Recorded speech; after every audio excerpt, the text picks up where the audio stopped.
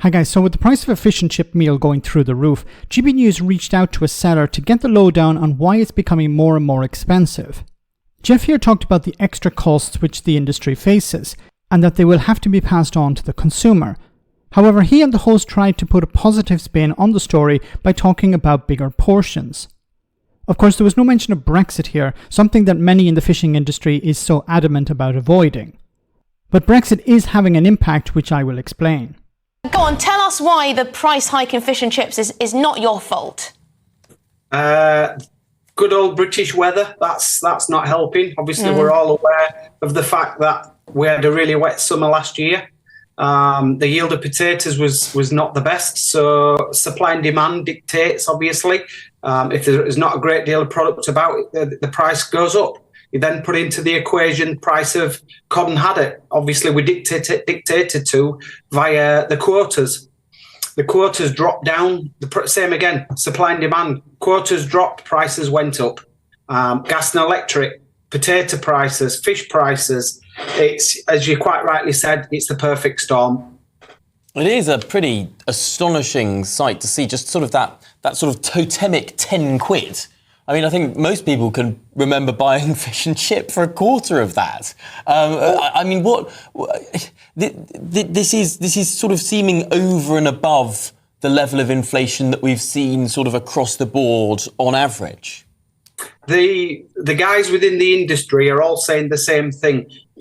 The general public are still getting value for money when it comes to the takeaways. If you compare it with other takeaways, it's still the best takeaway out there. It's still the most nutritious takeaway out there. This £10 scenario at the minute is all then down to the portion sizes. The shops out there that are giving you the right size portion for the right price that they are setting.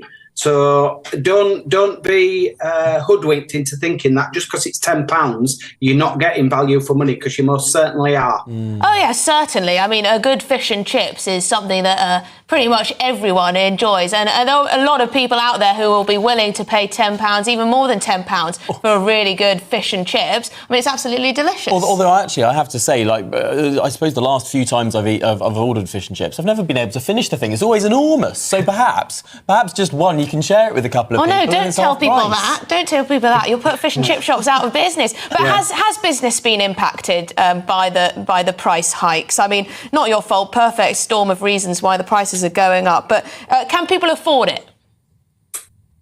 Obviously, when it comes to people are being picky. They'll come in, look at the menu, see the different prices, and then they'll make the choice thereafter. We put on an all-day special to try and compensate for this. I can't eat a regular fish and chips in my place. It's too big. So I put something on which suited me, and it also suits the public. We put out an all-day special, small fish, a little bit more chips with peas. Do that for $6.95, so it's more affordable.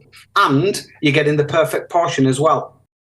Oh goodness, so I really wish Geff had actually mentioned Brexit here. He could have asked the two hosts, why did you support leaving the European Union? You've thrown our industry under a bus. So first we have the trade barriers, and now new checks and costs to the export of fish, which is impacting the industry.